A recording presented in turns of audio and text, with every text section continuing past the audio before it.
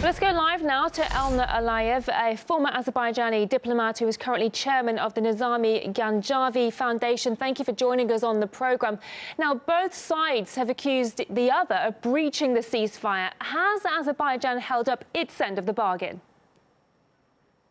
Thank you very much, first of all, for this opportunity. I think that when it comes to the ceasefire, Azerbaijan has welcomed the request from the international community, and that's why the ceasefire was reached yesterday in Moscow.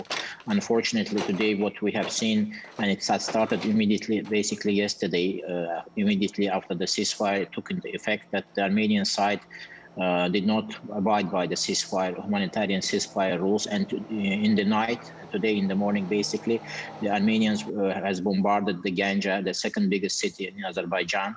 And I have to remind you that this city is very far away from the front line. It's very far away from the occupied territories and the Karabakh itself. And it is very obvious that this happened this morning, in fact, 2 a.m. in the morning.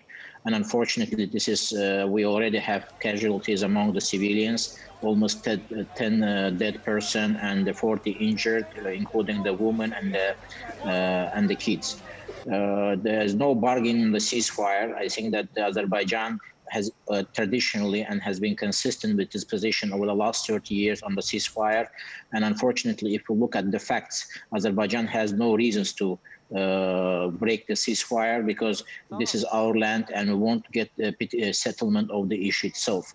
And when you compare the illegally controlled territories within of Azerbaijan, you have to be aware that all these territories are internationally recognized part of Azerbaijan, including the Karabakh and the 7 adjacent regions, which is not part of Karabakh, but still occupied by the Republic of Armenia. So you cannot compare the illegally controlled territories. And whatever is happening there is illegal. Unlike Azerbaijan, Azerbaijan is the international state recognized by international community, and will bear our own responsibility. Let's come back to the ceasefire talks. I mean, this particular ceasefire doesn't tackle the root cause of the territorial dispute. Do you think there's any way Armenia and Azerbaijan can strike some sort of long-term compromise? This ceasefire, as you have mentioned, it is just a humanitarian ceasefire, so the sides can exchange the dead bodies and the prisoners.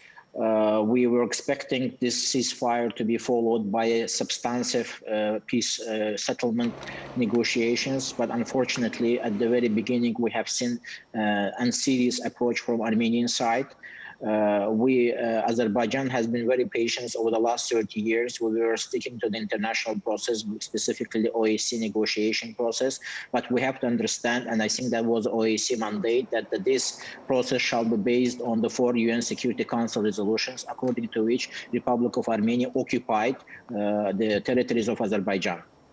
And the settlement definitely, the resolution of the conflict definitely shall be in line with international law, and shall be in line with the UN system, with the UN Charter.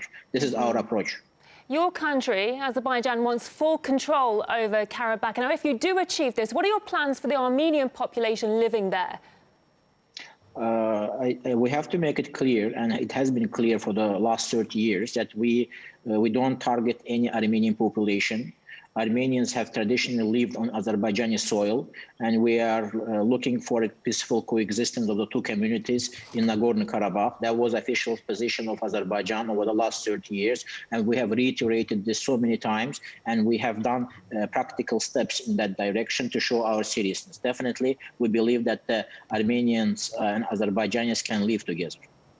We've been hearing from Azerbaijanis in Baku, and many support the Azerbaijani military gains and want Baku to go on fighting. Why is there such a sentiment, and why do you personally support it?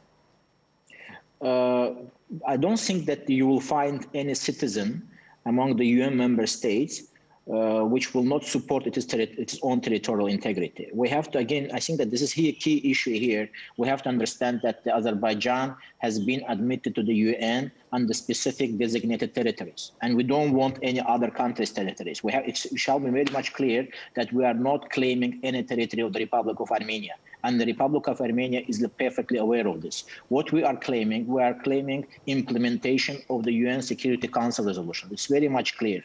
So I think that the wrong message is sometimes is going in the wrong direction, as if Azerbaijan is fighting the Republic of Armenia, which is not the case.